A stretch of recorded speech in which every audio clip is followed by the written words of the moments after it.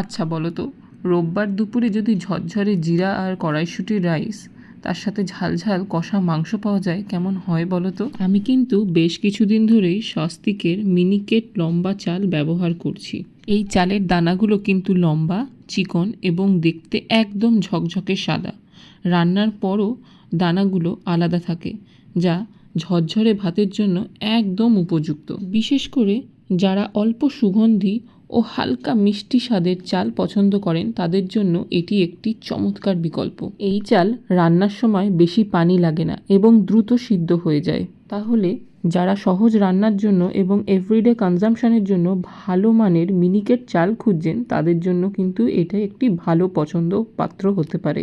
স্বস্তিক ব্র্যান্ডের মিনিকেট চাল বেশ ভালোভাবে প্রসেস করা হয়, তাই এতে পাথর বা আবর্জনার সমস্যা নেই বললেই চলে।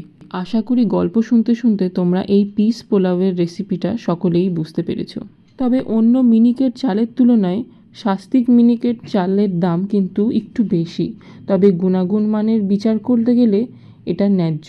এই চালটা কিন্তু সুপার শপ, স্থানীয় বাজার ও অনলাইন প্ল্যাটফর্মেও সহজলভ্য।